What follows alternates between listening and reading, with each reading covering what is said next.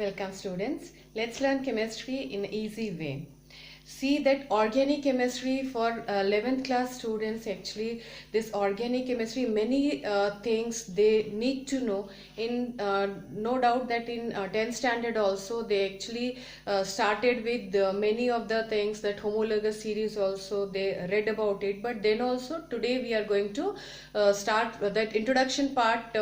We are going to deal with the organic chemistry, means we will start with introduction, means what exactly this organic compounds means, and in carbon what kind of bonds are present, and then which compounds are called as organic chemistry. So all these things we are going to discuss, and also we will proceed. The points I wrote here, first of all, you all can see the introduction part, what organic chemistry is, or you can say what organic compounds are. Those things also we are going to discuss. And then this hybridization, means carbon is present in organic compounds, and this carbon is bonded with other carbon or the different atoms. So everything we are going to discuss with the help of this hybridization. So what kind of bond is present in carbon, so those things we are going to see in this hybridization part. Then the difference, means types of hybridization, then difference between them. So those different points we will talk about it. Then the sigma bond, the pi bonds, because the chemical bonding also, actually this chemical bonding part we already have seen. That is why this is actually not a new concept for us, because the sigma bond and the pi bond, these terms are not new for us. We know that the sigma bond, that strong bond, and weaker bond, that pi bond. So those things also we are going to revise, and we will be confined to only carbon. Okay, so next is see here difference, that relation also we are going to see. What kind, means see rotation, whether the compounds, suppose we are actually talking about saturated compound or unsaturated compound, what exactly these terms means. We will discuss about these saturated and unsaturated compounds, and then we will also talk about the rotation. Then we will discuss see the organic compounds, how exactly we are going to represent. So different formulas, the way of representation, that we will talk about. And after that this functional group. Okay, so functional group and this classification of organic compounds. So see, one by one we will discuss about each of these topics. So let's start. Or introduction. See, introduction means organic compounds. See, if we are talking about the history. Okay, so organic compounds, earlier it was believed, Berzelius, according to him, the organic compounds are actually the compounds which cannot be synthesized. Okay, so organic compounds, this was already known to us, means at that time the scientists, they were knowing that organic compounds, very important these compounds are, and also they were knowing that these proteins which are present in our human body also. Okay, so these proteins and that many of the different that organic compounds we are having in muscles also, that organic compounds will be present. So, and in plants also we have seen that many of the organic compounds are present. So at that time it was believed, means according to Berzelius, he actually proposed that the organic compound cannot be synthesized in the laboratory, but they are actually present, and the vital force is responsible for the formation of these organic compounds. Okay, so these things were known, but this because Wohler, means this Frederick Wohler, he synthesized for the first time the first organic compound which was synthesized in the laboratory, that was urea from ammonium cyanate. Okay, so ammonium cyanate and inorganic that compound. So from that this Wohler only synthesized urea. For the first time the organic compound was synthesized, and this Berzelius that belief that was actually discarded, or you can say that whatever we at that time the scientists they were actually believing that vital force is present in the organic compound, and which is actually impossible to synthesize. So this myth was broken, and see the different compounds, different organic compounds, the scientists they started synthesizing in the laboratory. Okay, so this introduction part for that, let's see, this organic compound is very much important part, because in human beings also many of the organic that compounds, or you all can see the proteins are also what organic compounds. Okay, so the DNA that also the traits, means the genetic traits also, which are actually going to be transferred from one generation to other, so those things also are actually organic compounds. So organic compounds is very important part. That is why let's learn about this organic compound. And for that actually we all should know that carbon should be present in the organic compound. Okay, so the whole soul that chemistry, the entirely new branch of chemistry is that will be taking care of this carbon and its compounds. Okay, and you all should know that all the carbon compounds are not included in this organic. They are actually not, we are not going to say all the carbon compounds as the organic compounds only, because see the carbonates also are present. This sodium carbonate, carbon is present in them, so they are actually not organic compound. Or see the carbon is present in carbides also, so they are also actually not organic compounds. And many other, this see ammonium cyanide which we were talking about, so the carbon is present in them. The carbon dioxide, very important, very that daily life example you all can say, the carbon dioxide, carbon is present in carbon dioxide, carbon monoxide also, but they are actually not organic compounds. So for organic compounds, the carbon actually should have this covalent bond. Okay, so carbon between carbon and carbon. And also you all should have clear cut idea about the allotropes of carbon. Suppose this carbon is actually present in different forms, it exists in different forms. See the diamond, or fullerenes, or this graphite. So these are what the different the allotropes of carbon. So we are actually not going to call them as organic compounds. So organic compounds, in organic compounds the carbon is bonded with the other carbon also. See catenation also is a property which is a speciality of carbon. The carbon is going to make bond with the other carbon and the other carbon, like that. So the longer chain which carbon is able to make with itself, so that actually is not found in any other element, in any other atom. Okay, so that is why carbon is very special, that atom. And this carbon is only forming bond with the other carbon, this catenation property. We are going, actually this catenation is observed in other that atoms also, but to a lesser extent. Suppose P4, S8, like that, we are having that these atoms are also making bond with itself, but not like carbon. Okay, so the longer chain which carbon is able to make, so that is actually not found in other atoms. Okay, so here this carbon is very special, that atom. And details of this means carbon, let's start with, we will brush up everything, because all these things we already read about hybridization in that chemical bonding.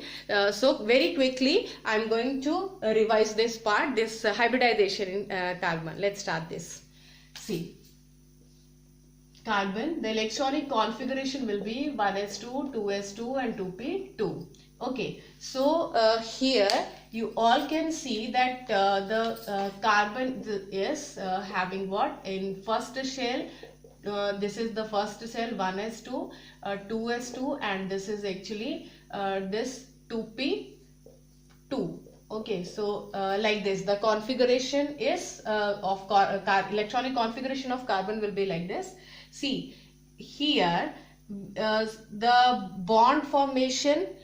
See, for bond formation, the electrons present in the valence shell. So valence shell will be the second shell. So we will talk about only the valence shell. The electrons present in the valence shell. So we will we will discuss the about the see here we will discuss about the electrons present in the valence shell. Okay, and we are not going to bother about the electrons present in the first shell. So here the valence shell is containing how many electrons? 1 2 3 4. Okay, and we all are knowing that for formation of bond, see the orbitals which are singly paired, so they are only going to mingle up each other, or you can say they are only going to combine with each other. So in this case, this is actually called as what? Ground state. Okay, so this is ground state, and in case of excited state, one electron present in this 2s, okay, 2s1 and 2p3, like this will be what? The excited state of carbon. Okay, excited state of carbon. In this case, we are having one electron in this 2s and three electrons in this 2p orbital. So now we all can see that the singly paired see here singly filled orbitals are 4 in number, 1 2 3 4. Okay, so this carbon is capable of forming 4 bonds. That is why the valency of carbon will be 4, and we all are actually saying that carbon is tetravalent. Okay, so see, in this case carbon 1 2 3 4 electrons are present in valence shell of carbon. That is why carbon actually will choose to share the electrons in order to form the bond. 4 electrons to lose 4 electrons or to gain more 4 electrons in order to complete octet is very difficult task for this carbon. That is why carbon actually choose to share the electrons in order to form the bonds. Okay, so here this 4 electrons present in the different orbitals, valence shells, you all can say. So we actually here we all are knowing that 2s means the shape of this orbital will be what? Spherical. And dumbbell shape, these orbitals, 2p orbitals are what? Dumbbell shape. You all can actually show this pz, this is px. For that you all can actually make this, or pz, any of the see here, if you want you can change it px, then you can call it as py or pz, any of the see, let me tell you what these x, y, z axis are. Suppose you are having this three-dimensional view. I'm going to show you here.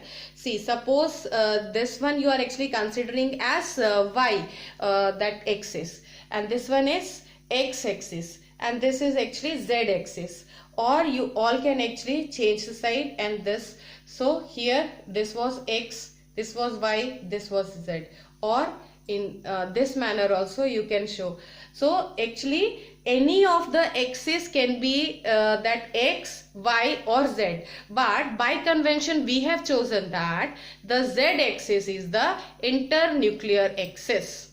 Okay, z axis. Suppose that bond will be formed between this orbital x, means x, y and z. Okay, so one more atom will have x, y and z, and they suppose this axis will suppose you are actually having three p orbitals. Okay, one along the x axis, one along the y axis, one along the z axis. Okay, so pz, this pz, if this one is z axis, then pz, if that dumbbell shaped orbital you are considering this as pz orbital, so pz will combine with the pz of the other atom. Okay, so we in this case what we are observing, that the spherical shape p orbitals are dumbbell shape, and the compounds which will be formed, see the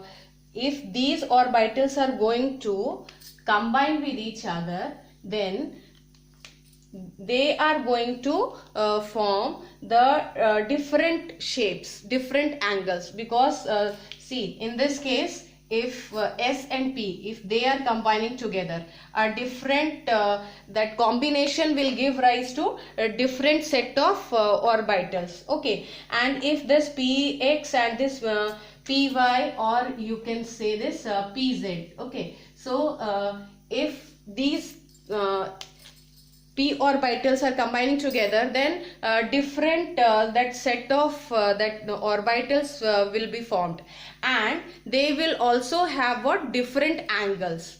But but when the molecule was observed, suppose a molecule, we are actually taking the example of this methane. Okay, so methane, when this methane molecule, when we observed that methane molecule, we found that all the bond angles were same, exactly same. So then the hybridization, why we actually thought about hybridization, that this only I am actually telling you. When the combination of different shaped orbitals will give rise to different set of orbitals. Okay, means if they will combine a different spherical shape and the dumbbell shape, if they both are combining, then different set of orbitals will be formed. Okay, so in order to get rid of this confusion, we all, and because the bond angles were exactly the same, that is why the concept was hybridization was considered. Means in this case what was happening, all the orbitals, s orbital and all three p orbitals, they all actually got mixed up. You all can actually take the example of suppose actually the dough which you are kneading. Okay, so the dough, flour you have taken, and then you kneaded, and then you got the dough. Okay, and you you actually divided into 4 parts. One part, that sphere you that ball you made out of that dough, and one was actually having this dumbbell shape, the 3 with the help of dough you made 3 different orbitals. Okay, suppose the dumbbell shape 3 you made, and what you did, you actually combined them together, and then again you mixed it, you combined them, and then you made them like this, means a bigger lobe, then a smaller, a bigger, the smaller, the bigger, the smaller, and like this 4, 1 2 3 4. So 4 these hybrid orbitals actually were formed by the intermixing of these hybrid orbitals. How actually you did this? If you want, you can at home also you can take this dough, the kneaded dough. Actually ask your mother to give you that, and then you divide them into 4 parts, and then what you will do, you will give one of that part this spherical shape, the other 3 parts will be that dumbbell shape, and you mix them together, and then these types of this equal shape, that size also will be equal of all these 4 hybrid orbitals. Okay, so hybrid orbitals, they are actually having the same type of shapes. You see, the shapes were different before hybridization. The shapes were different. One was actually spherical, the others were that dumbbell shape, and after hybridization, what has happened? After hybridization, they all were given the same shape, the same size, and actually the hybrid orbitals, in terms of that hybrid orbitals, if you are actually talking about them, so see, they all were having the same shape, same size, and equal energies. In all respect they were equal. So 4 equal type of this orbitals, means hybrid orbitals we are calling them. And which hybrid orbital? Because 1s and 3p orbitals were involved, That is why we actually gave the name sp3. Okay, so sp3, this hybridization, we are saying to this type of combination as sp3 hybridization. So these sp3 hybridization will give rise to sp3 4 hybrid orbitals. See, check it out. Before hybridization, how many orbitals you had? 1, 2, 3, 4. Okay, and after hybridization, how many hybrid orbitals you got now? 4. Okay, so the number of orbitals will remain the same before and after hybridization. The salient features of hybridization that I am discussing. Second point, what you can write? Hybridization. So hybrid orbitals which will be formed after the intermixing of the unhybrid orbitals, or you all can say the number of hybrid orbitals will remain same, and the hybrid orbitals will be same in all respect. Means they are the hybrid orbitals will have same shape, same size and equal energies. Okay, so sp3 will be the combination of 1s 3p. Okay, and sp2 means 2 when 2 hybrid orbit 2 p orbitals and 1 s orbitals, if they are going to intermix together, then the 3 hybrid orbitals will be formed, which will be called as sp2 hybrid orbitals. Okay, so these hybrid orbitals will be these hybrid orbitals will be arranged this way. See here, 4 hybrid orbitals we had here, 1, 2, 3 and then 4. Okay, so this type of shape they are going to take, means they will have this tetrahedral shape, and the bond angle will be the same. What the bond angle will be? 109 degree 28 minutes. Okay, so 109 here also, here, everywhere the hybrid orbitals will be arranged in this way, and the geometry will be tetrahedral. Okay, so the presence of lone pairs in chemical bonding, we all have actually talked about ammonia and water, because the lone pair of electrons also were present in ammonia. That is why the same geometry, this tetrahedral geometry was found in ammonia and this water, but because the lone pairs were present, the shape was different. Okay, see, these things are actually not discussed here in details, because we already have learnt about hybridization in chemical bonding, so I'm just confined only to this carbon. Okay, because no lone pair is present, that is why we are actually not talking about the other different shapes. Okay, so we are considering only tetrahedral shape in case of sp3 hybrid orbitals. sp3 hybridization, 4 hybrid orbitals. See, hybrid orbitals, how we are going to represent the hybrid orbitals? One bigger lobe, a smaller, one bigger lobe, smaller. So how many hybrid orbitals we had? 4. So all 4 hybrid orbitals will be arranged in this way. I hope you understood. And also see that sp3 hybrid orbitals will have this geometry tetrahedral. And now we will talk about the combination of 1s and 2p orbitals. So 3 sp2 hybrid orbitals will be observed. See,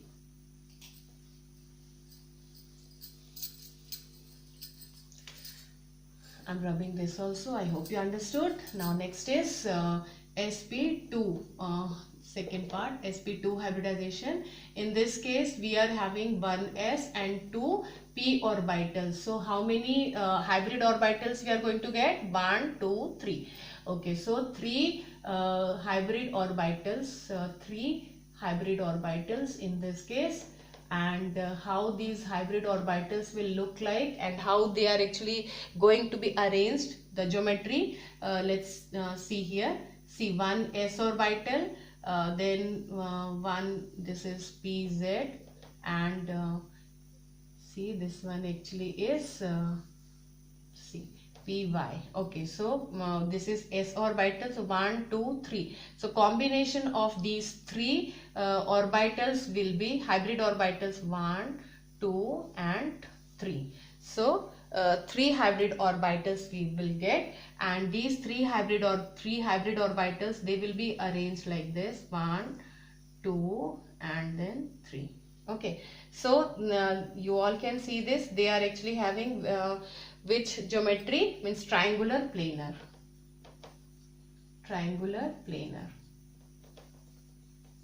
Okay, so the hybrid orbitals sp2 also we all have seen.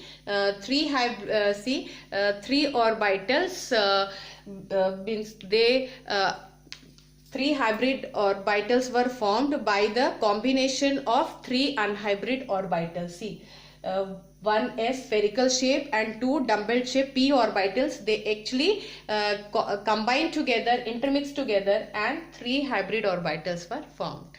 So they are having this kind of geometry, and with the help of different examples I'll show you means in case of carbon how exactly these means different molecules in them, how the these hybrid orbitals in case of carbon, how they are going to be that represented, or you can say shown. So that also we are going to discuss. First we are actually seeing here the combination of that orbitals giving rise to hybrid orbitals. So first sp3 we have seen, sp2, this one is sp2, and now let's talk about two combination of two orbitals sp. Okay, so see here the third part, sp. Okay, so one s and one p orbital. So one sp orbital, that two, one s and one p. So this will give rise to two sp hybrid orbitals. Okay, so in this case the sp, so they will have this kind of arrangement. See the 180 degree, and in triangular planar 120 degree the angle was between them, between the hybrid orbitals the angle was 120 degree, and in this case you all can see this is actually straight line, means linear shape they will have, or linear shape and geometry both are actually same when the lone pairs are not present. Okay, so here we are not having any lone pair. You all may be wondering that because we all have seen that this carbon is tetravalent. Okay, so two orbitals are going to get combined like this, and what about the other two orbitals, p orbitals, because three p orbitals the carbon is having, and one s orbital, okay, valence shell. So if two of them got hybridized, then the unhybrid orbitals, so how they will be arranged in the molecule, that also I'm going to show you. Okay, so I hope you understood the arrangement.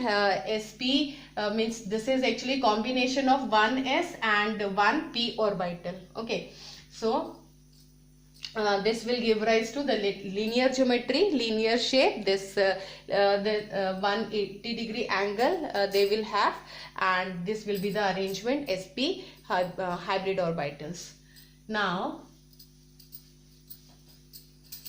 see the suppose you are actually talking about C2H6, that is what, ethane.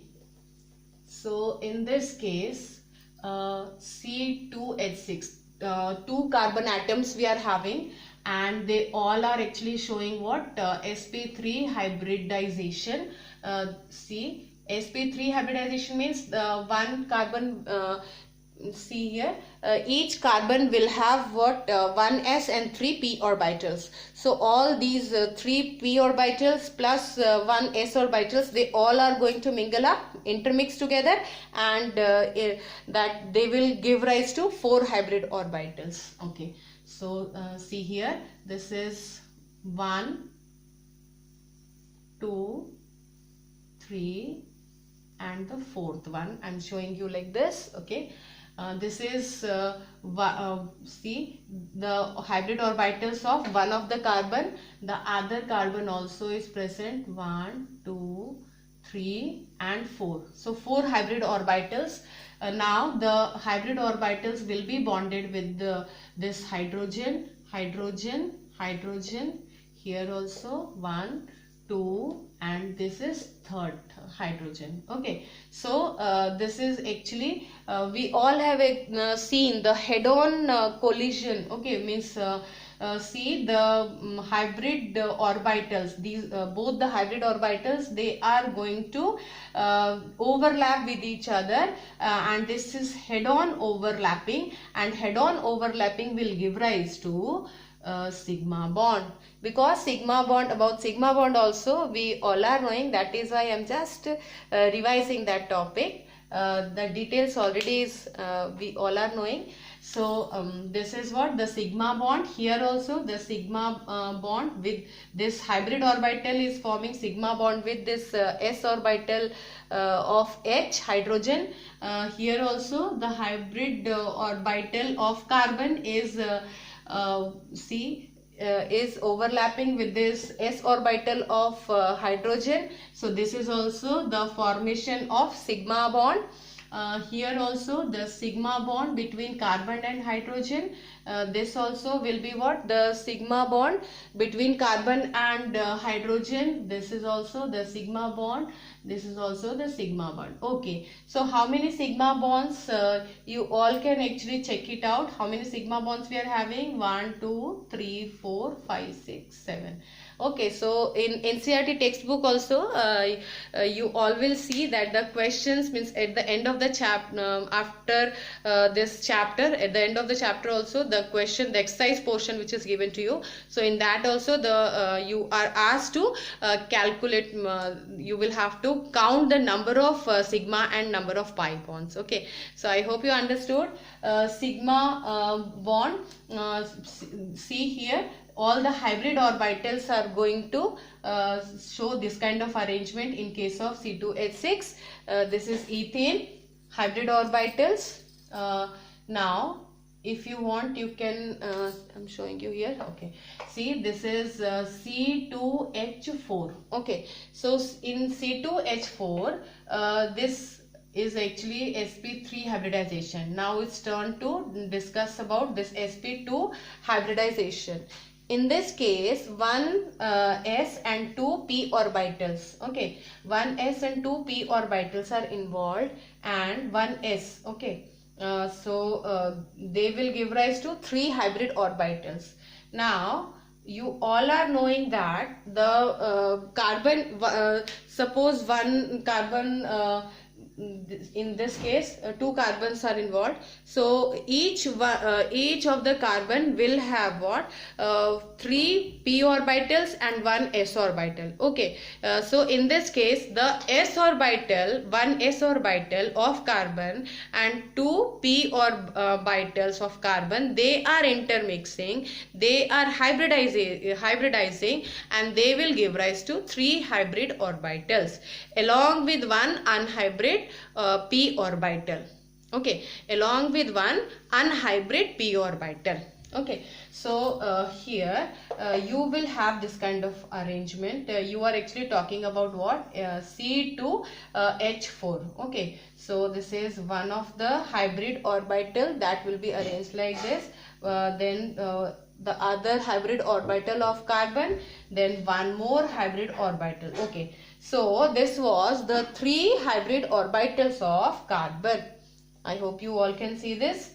Now 3 in the other carbon also will have 3. This, see, the size actually should be the same. Okay, so 1, this 2 and 3. Okay, so 3 hybrid orbitals of the other carbon. This was one of the these 2 carbons we are showing here. Now one that unhybrid orbital also was left with both the carbons. Okay, so we are going to show the unhybrid. See, you all should remember that the unhybrid p orbital will have the same will have the same size of the lobes. Okay, the lobes are of same size in case of unhybrid p orbital. This is actually one of the p orbital, one more, this is p orbital. Okay, so here you all can see that this is bonded with, means sidewise overlapping. What is happening here? This sidewise overlapping means what? Suppose axial overlapping or the head-on overlapping, means we are going to say this kind of overlapping as this is head-on overlapping, or you can say axial overlapping. This axis actually is overlapping with each other, and then this will be called as head-on overlapping. And if the orbitals are this was actually suppose this is in this case, this head-on overlapping, in this case the this is the internuclear axis, means the one of the nucleus, the other nucleus. So the axis which is, axis also is not existing. This is actually for our convenience. We are going to understand it in this way. So we are actually assuming the imaginary line will be called as axis. Okay, so this axis means between the two nucleus. Okay, so that will be called as internuclear axis. So internuclear axis, along with this, if the orbitals are overlapping, then we will call them as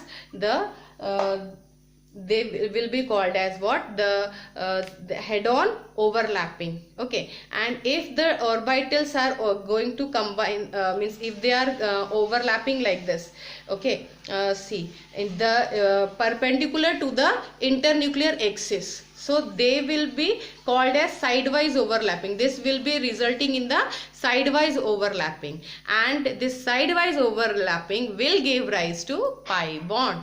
Okay, so the unhybrid p orbital will combine together and they will be giving rise to pi bond. Okay, and also do remember that the sigma bonds are actually stronger than the pi bonds. Okay, so you all can see this. Here the carbon hybrid orbital of carbon, they are showing what? Head-on overlapping, and they will be giving rise to sigma bond. This is sidewise overlapping, so here the pi bonds will be formed. Okay, and this hydrogen sigma bond, this hybrid orbital will combine with this s orbital of hydrogen, and here also the head-on overlapping will give rise to sigma bond. So sigma bond here also sigma bond you are having, sigma bond with this carbon, this is also sigma bond. Okay, and here also sigma bond with the other hydrogen, here also the sigma bond in this case also. Okay, this is also sigma bond, and now you all are going to see that how many sigma bonds we are having. One, this is 2, 3, 4 with hydrogen and 1 with carbon and carbon. Okay, so 5 sigma bonds we are having in this case. And you all may think that 1 and 2 pi bonds, but no, it's not the case. 1 pi bond will be that will be consisting of this this will be counted as I told you that this is actually the internuclear axis. Okay, and these are these are the unhybrid p orbitals. So they are overlapping like this, means the sidewise overlapping. So this is actually internuclear axis. So after hybridization, the electron density will be formed, means one above the plane, one below the plane. Okay, so that pi bond, one pi bond will be formed by this electron density above and below the plane. So they will be shown like this, but don't count it as 2 pi bond. Don't actually, these means above the plane and below the plane. Okay, so we are actually showing 1 pi bond with the help of this type of horizontal line. We are actually connecting them, and always do remember that the axis, means suppose actually we have taken this axis, means y axis, so py orbital will always and always combine with py orbital of the other carbon. Okay, so they are actually, because they both are having the same law, that is why they are see, in this case they are having the same law, so unhybrid orbitals will be shown like this. Okay, so hybrid orbitals, I hope you understood. So this was actually the diagrammatic representation of this C2H4 molecule. I hope you all understood and noted it down. Okay, now the next is sp. This was sp3 and sp2 hybridization. Now let's talk about this sp hybridization. If you are asked to make the molecule of the arrangement of the orbitals in case of C2H2. Okay, so how you are going to show this? See, C2H2, in this case, this is actually sp hybridization. sp means one s and one p orbitals combining together. Okay, so here you are having carbon, one s orbital and one p orbital of carbon will combine together. So we are left with what? See, this is the combination, means one s and one p. Okay, the two p orbitals, so they will remain unhybrid. Okay, so unhybrid p orbitals, in the previous case also we have seen the lobes will be of same size. Okay, so here the diagram of this C2H2. So in this case what you will see, two hybrid orbitals of one carbon and two of the other. Okay, so we are going to show this is one hybrid orbital, this is two hybrid orbital of one carbon, this is also one hybrid orbital, this is two hybrid orbitals of the other carbon. Now I am rubbing this in order to show you clearly the unhybrid okay, so unhybrid orbitals, one unhybrid orbital, the other unhybrid orbitals. Now here also one hybrid orbital, the other see, the two unhybrid orbitals we have shown like this. Okay, this is the combination head-on overlapping. This will give rise to sigma bond. One sigma bond with this hydrogen, one sigma bond with this hydrogen, and now this orbital and this orbital. See, check it out. This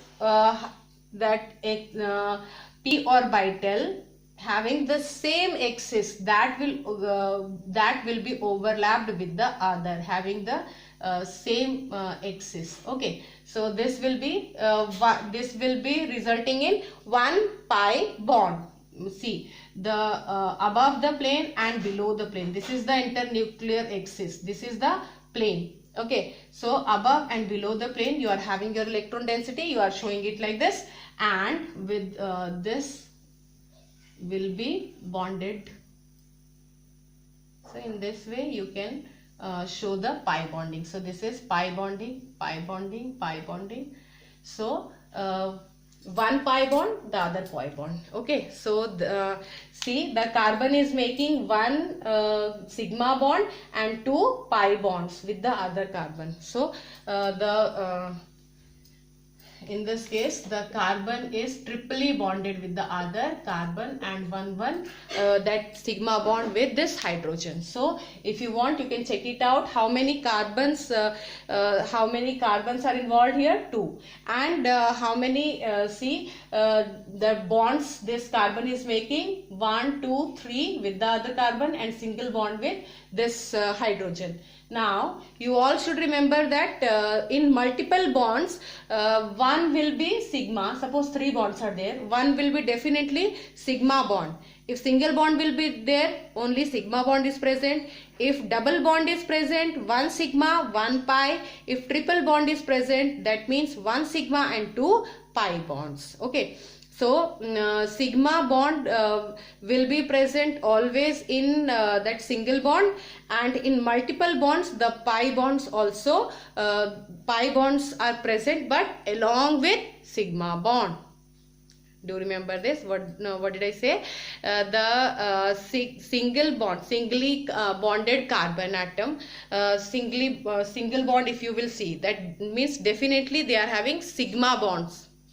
Okay, sigma bond. Now if multiple bonds will be there, means double bond, 1 sigma 1 pi, means pi bonds cannot be present that separately. Definitely 1 sigma, along with that the pi bond will be present in multiple bonds. Okay, if the carbon single bonds you are observing, that means only sigma bond is present. Okay, so I hope you understood. And now sp3, sp2 and sp. Let's talk about see the third point, hybridization. We completed introduction part. We already I already introduced this carbon, and then we also talked about this hybridization in carbon. Okay, and then different types of difference in the types of hybridization. So sp3, sp2 and sp. Okay, let's talk about this. sp3, more the s character and p character. What exactly is that? See, s character means s means how many orbitals are involved in this sp3, 1s and 3 p orbitals. Okay, so here majority will be of p orbital. Okay, so suppose this you are considering as 100%. Okay, so 100% means 1 plus 3 p. Okay, so if you are actually dividing them in percentage, so 4 parts we are having, 3 parts of p and 1 part of s. That means 1/4 part of this sp3 will be consisted of s. Okay, so s character will be in percentage. If you are actually going to change them, you will say that 25% of s and 75% of p will be present in sp3. Okay, so here you are having means 100% if the in totality sp2 hybrid orbitals, the share of s will be what? Share of s will be 33.33%, like that you can say. And in case of this sp, okay, so s character will be of actually s character, see, s character will be see here, this is 25%, here the s character will be 33%, and here that will be 50%. Half of this hybrid orbital will have s orbital, half of that will be p orbital. So this is what sp, in this case sp hybrid orbital. So this will have 50% of s character. S character, what influence this s character will have on different properties? Let's talk about it. See, this 25% s character means s character, more the s character, more will be the bond strength. If you want, you can write down. What did I say? More the s character, more will be the bond strength. Why? Because s character means s orbital, that will be more closer to the nucleus. Okay, so more that closer, and see, this will have more impact, and in this case that will actually that will result in what, more bond strength, more tightly they are bonded together. See here, the carbon carbon means in this case, okay, the carbon carbon means triply bonded carbon we are observing here, 1 sigma, 1 pi, and 1 this pi. So 2 pi and 1 sigma, more strongly they are bonded together, and this because they the bonding is very strong, that is why it is difficult to break that bond. So you all can say, in other words, that more bond strength is associated with them.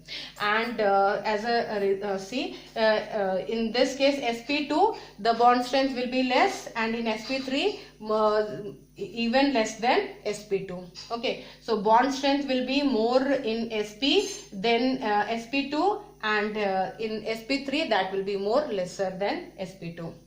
So this was trend. And also the bond length, more in case of this sp3, bond length means actually the distance. So more farther they will be in case of sp3, they will be more close in case of sp2, and closest in case of sp.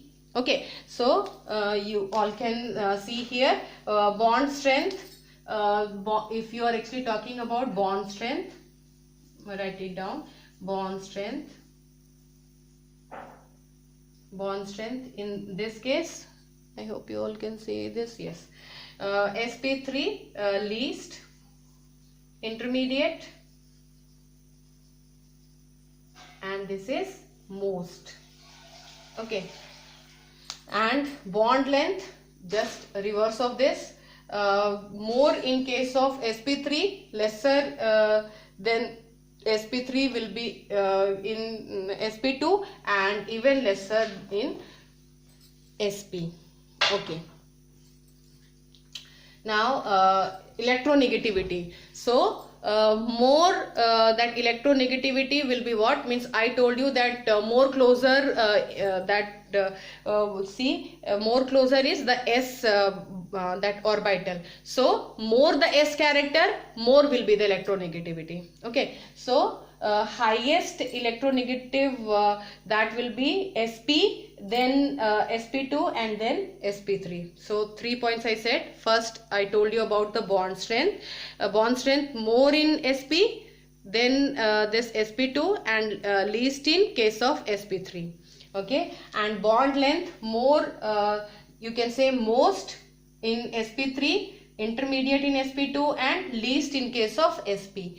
And this electronegativity, most in case of this sp, then intermediate sp2, and least in case of sp3. So this was all about this s character, their characteristics.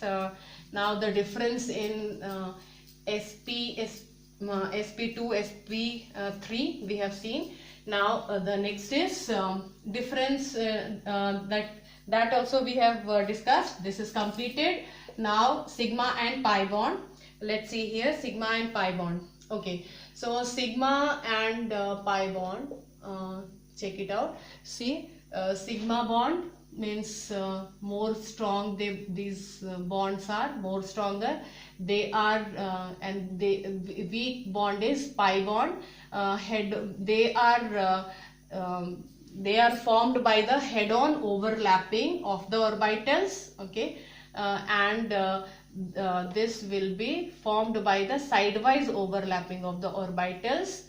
Okay, and here we all are knowing that the singly filled orbitals only can combine together. Okay, so the bond will be formed only and only when the orbitals are singly filled. Okay, so this was also this was just the revision, means already we have seen how the sigma bond and pi bonds formed in chemical bonding. We completed this part. Now let's see the sigma and pi bonds also we have seen. Now next the rotation. Okay, let's talk about the rotation. See here, suppose this is actually singly bonded carbons. Okay, so if you want to move them, okay, so you can, isn't it?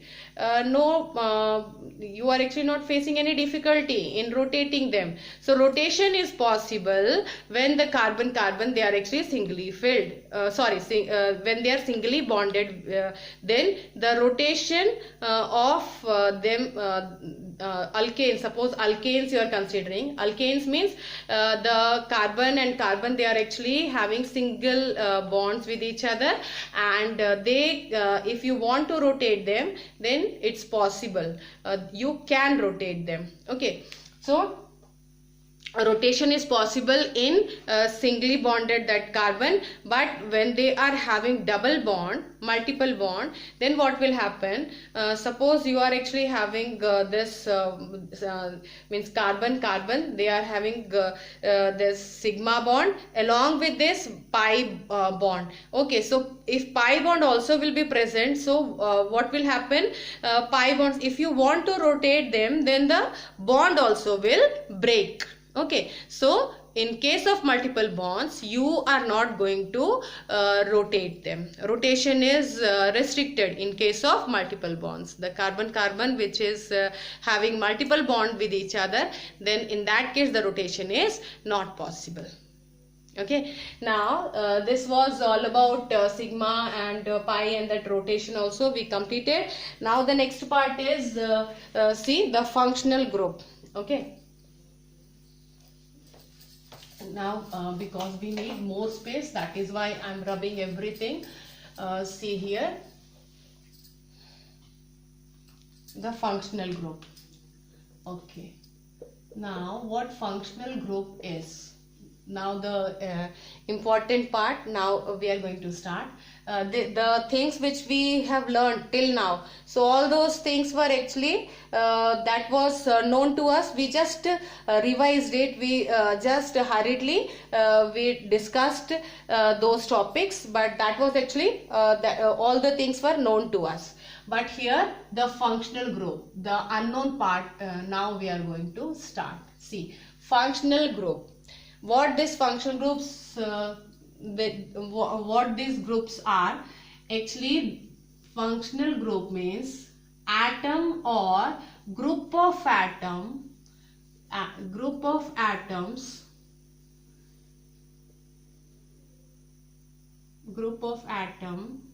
having specific pattern of bonding and responsible for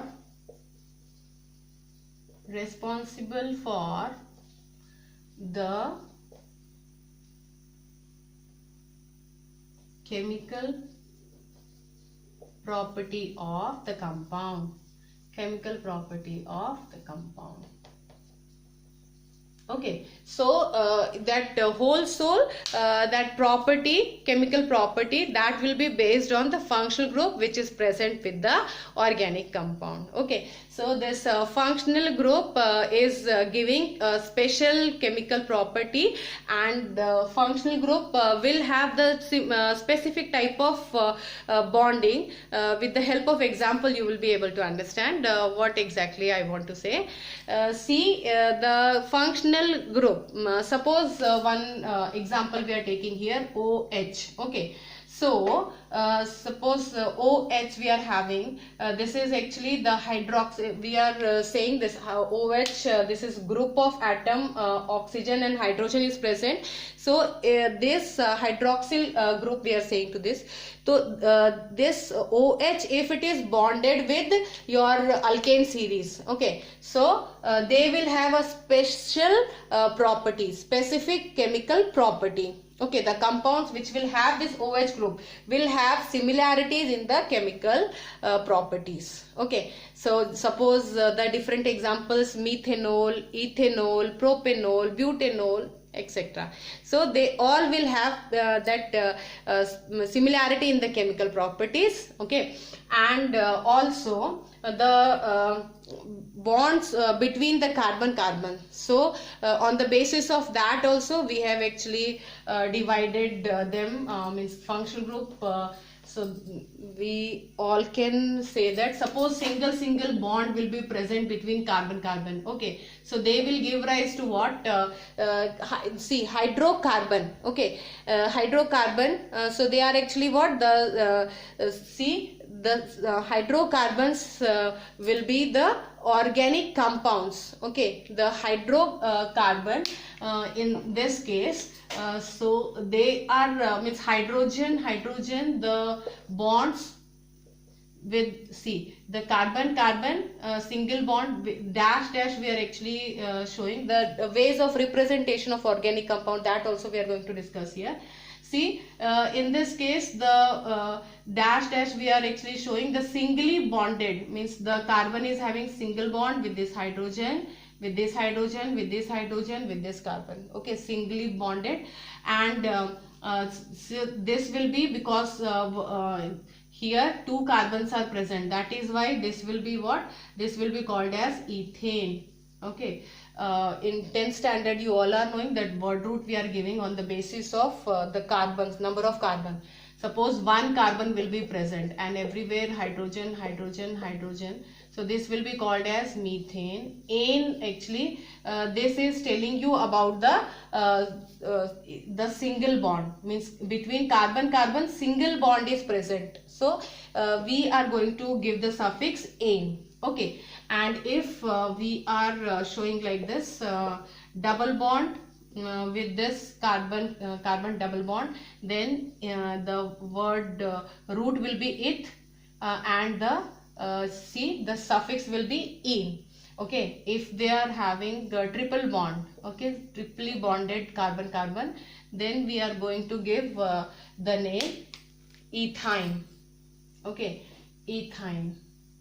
So on the basis of this we have actually given the different names. Suppose one carbon will be present, meth word we are going to use, meth word root, and ane if single bond will be there. So in this case, see, the double bond cannot be observed in case of methane, because for double bond two carbons, minimum two carbons will be required. Okay, so in case of methane only one carbon is there, so no double bond will be observed. So only that methane, see, in ethane, yes, ethane, here two carbons are present, and ethene double bond between two carbons, and ethyne means triple bond between two carbons. Okay, so this was also means considered as the functional group. So functional group means this is actually the site of reactivity, means when the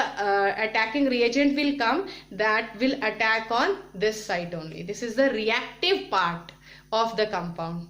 Okay, if the double bond will be present, more reactive they are going to make the that compound. Okay, so these are actually different functional group: alcohol, the OH, carboxylic group. Suppose you are actually talking about carboxylic group, so they will have the set pattern, means the bond will be like this. The carbon is making double bond with this oxygen and this single bond with this OH. Okay, so the type of this pattern will remain the same.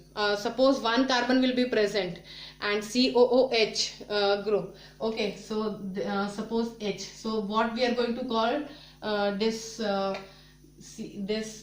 compound as, this is methanoic acid.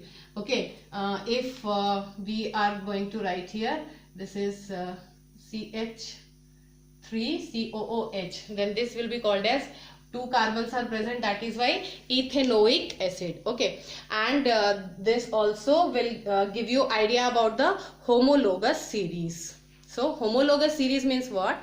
Homologous series means the series where the compounds will have the same functional group. Means if we are we are considering alkanes, means functional group will be what? Means singly bonded carbon you will observe. Okay, and the next, if you are actually talking about alkanol, okay, means alcoholic group will be present in the different that members. Okay, so see the successive members of homologous series,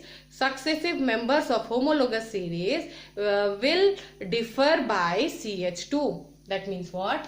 Suppose you are actually having this CH3COOH. Okay, now one more alkyl group, CH3CH2, then COOH. Okay, so one more, CH3CH2CH2COOH. If I'm writing like this, okay, so this is called as what? Ethanoic acid. This is what? Ethanoic acid. 1, 2, 3 carbons are present. So this is propanoic acid, and this is 1, 2, 3, 4 carbon. That is why it is called as butanoic acid. Okay, now if you are considering two successive members, ethanoic and butanoic, they are actually not the successive members. See, in case of ethanoic and propanoic, what will be the difference? See, this is actually differing by, see, this will have 2 carbons. Okay, and in this case 3 carbon. That means the difference of 1 carbon. Okay, 1 carbon, and how many hydrogens in propanoic? How many hydrogens are there? 3 to 5. Okay, and here 3, and here you are having 3, 4, 5, 6, 7. Means they are differing by CH2, 1 carbon and 2 hydrogen. If you are going to consider this alkane series means in this case, see here this was ethane, this was methane, and one more 1, 2, 3 carbons. If you are observing, then what you will find that see this is methane, and ethane. So they are differing by 1 carbon and 2 hydrogens. Okay, ethane and propane, so they are also differing by 1 carbon and 2 hydrogen. Means successive members of this homologous series, they will differ by this CH2 group. Okay, 1 carbon and 2 hydrogens. So they will be called as homologous series. Okay, now let's talk about the ways of representation, means how you are actually going to represent the different formulas. Okay, let's talk about 2-dimensional formulas and 3-dimensional formulas in case of organic compounds. So let's see. I hope you understood. Let's I'm rubbing this. Okay. See, in this case,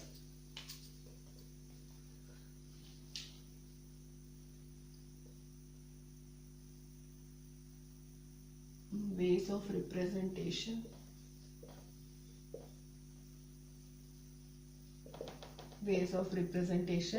First we will talk about 2-dimensional formulas.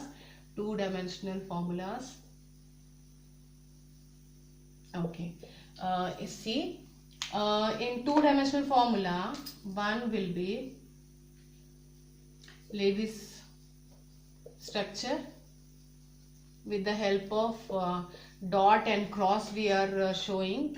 See, the cross means 4 that electrons of this carbon, and suppose you are having hydrogen here, so dot, the electron of this hydrogen will be shown by this hydrogen dot, one more dot, this. So this will be what? The Lewis dot structure, or you all can actually make it like this also. Okay, like this. So dash means one, that single bond that will be shown by this. If you want to show this double bond, then you can show this double bond with the help of dot and cross. Okay, so here you are having this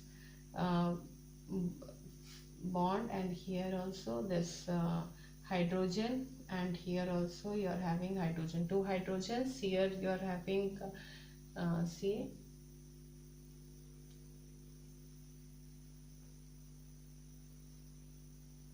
like this. So this dot and cross, or you all can show like this also. Okay, so this is one of the ways that is already known to you. Okay, now next is what, which you all are not knowing. Let's show this Lewis structure we have seen in chemical bonding. Okay, now dash and wedge form, that formula, dash and wedge formula. Okay, so this is also that two-dimensional picture. See, suppose you are having this molecule. Okay, 3D picture you are having here. See this one and here. So this 3D molecule, if you want to show this kind of molecule on this two-dimensional that board. Okay, so what you are going to show, this is actually impossible for you to actually show this means the exact figure or exact this location of the bonds if you are you see, because the 3D picture means three-dimensional the molecules, so that cannot be shown on the two-dimensional that plane. Okay, so for that, in order to remove that problem, or you can say in order to clarify that means confusion we should not have, for that this method was chosen. First means two-dimensional part that actually on the board, suppose on one paper you can show the two bonds. Suppose this methane we are considering, one towards the observer. Suppose I'm standing here, I'm observing this molecule, so one that bond which is coming towards me, so that will be shown by this type of wedge. Okay, so broader at one end and see the narrower at the other.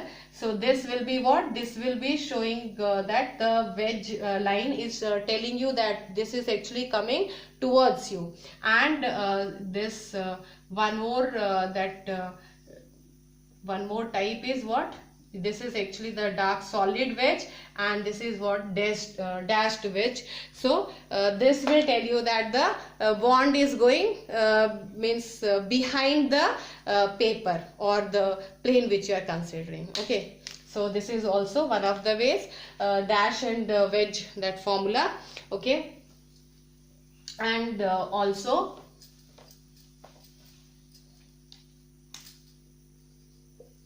condensed formula.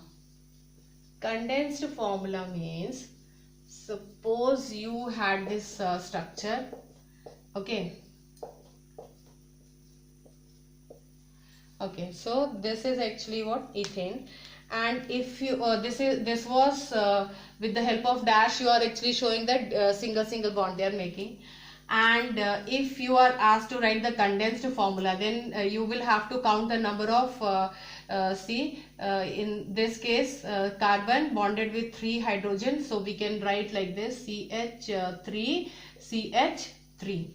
Okay, and also if you are extending this CH3, then this is what, this is CH2 CH2 CH2 sorry, this is CH3 CH3 CH2 CH2. Okay, so this CH3 CH2 CH2 CH3, this way we can write this structure as, and this will be called as condensed formula.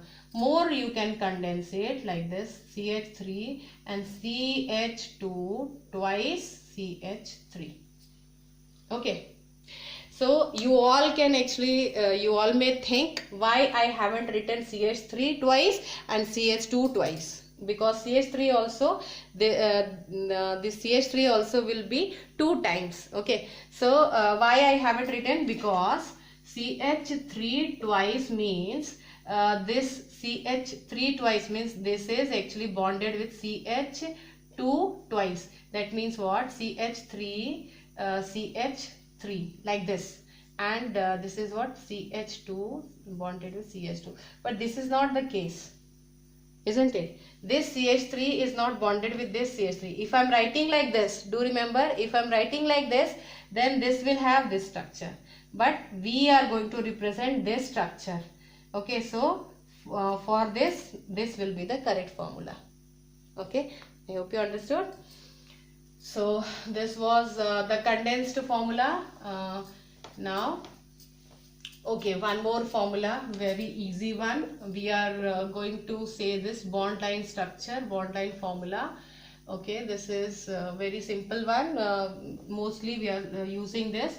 Bond line structure means we are actually showing this zigzag, that line we are showing, and each that terminal and each junction will have carbon. Okay, and because we all are knowing that the carbon is tetravalent, means hydrogen will not be shown here, that will be understood. Understood means suppose we are actually showing it like this, that means CH3 means here CH3, then this is CH2, then here also CH2, then this is CH2, and then CH3. So this will be the meaning of this that formula. Okay, this is called as bond line formula, and hydrogens are actually not shown here. Okay, if you may ask that if double bond will be present, then see, if double bond will be present, we are going to show this kind of that line. Okay, so in this case these two carbons are having double bonds with each other. So this was all about the bond line formula. This we completed that two-dimensional that formulas. Now let's talk about the three-dimensional picture, three-dimensional formula. Okay, so this was bond line formula. Okay, let's run this now. Three-dimensional 3D formulas. Let's see this. Okay, now 3D formula, in this case, suppose you are actually having what the different 3D structure. Okay, so for that yes, the one plane, suppose this dimension, this one. So how to show this? Okay, so in order to show this kind of structure, we are having this ball and stick, that ball and stick formula, means one carbon, this is hydrogen, and this hydrogen, okay, bond. If double bond will be present, okay, or with, see, if you are having this double bond, okay, this hydrogen, this carbon with this double bond, so for that actually this spring will be made, or you can show the triple bond also. Okay, so one of this and one more. So like that the ball and stick and ball and spring, these formulas are. So these are what the space filling formula, that also is left. Let's see.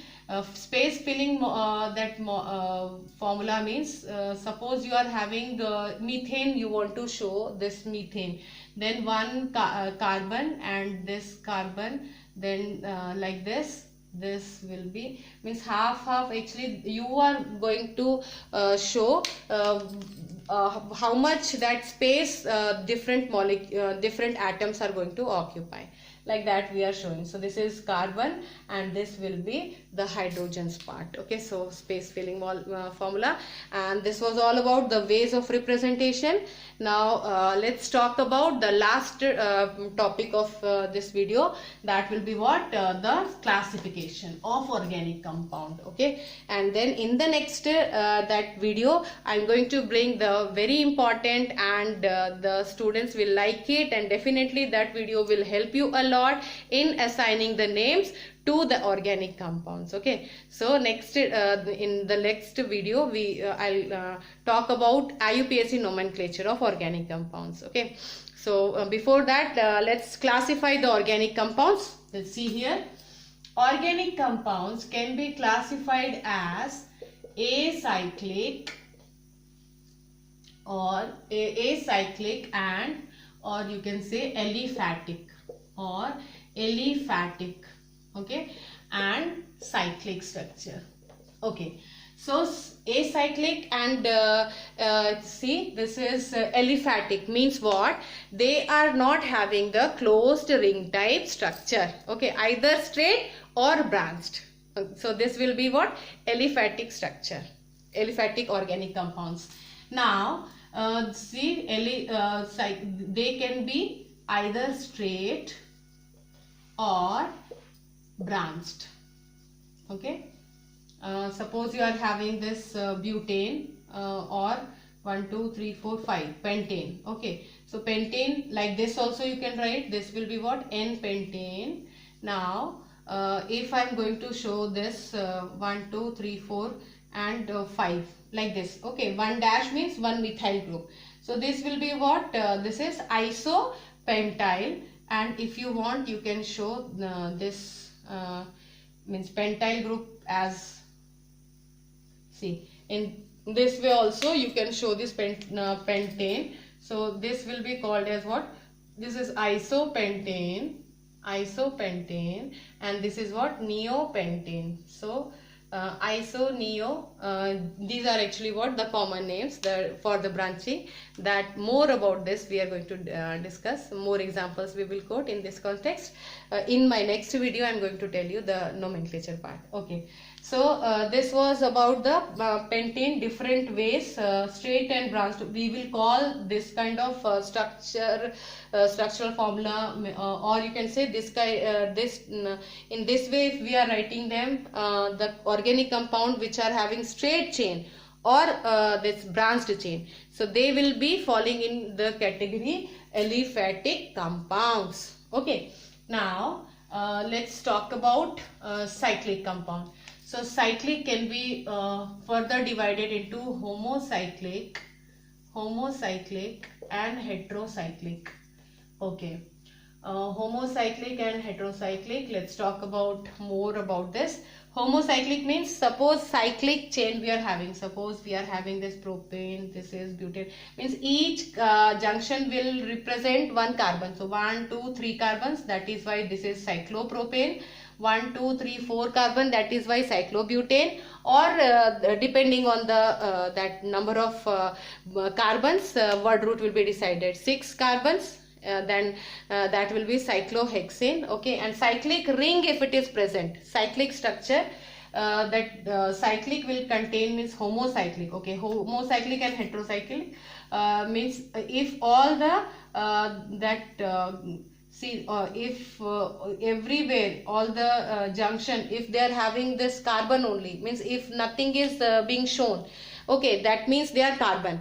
So if the ring is consisted of only carbons, then that will be the homocyclic structure. Okay, and this heterocyclic, that means what? Suppose you are having this oxygen, okay, like this. So this is called as what? Furan.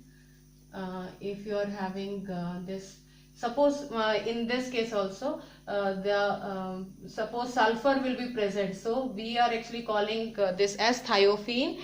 And if suppose you are having this NH, okay, so here we are having what? This, so pyridine. So different means oxygen, sulfur, and this nitrogen is present in this case along with carbon. Okay, heteroatom will be present, means in the cycle not only carbon but along with carbon, if the different that atoms are present, in furan oxygen is present, in thiophene sulfur is present, and in this pyridine nitrogen was present. So along with this carbon, the heteroatom will be present in case of heterocyclic compounds. Okay, now homocyclic can also be further divided into what? This alicyclic, okay, alicyclic, and this aromatic. Okay, aromatic and alicyclic. Alicyclic means they are actually not aromatic. Alicyclic means of course they will have this cyclic structure, but they are not aromatic. Aromaticity means what?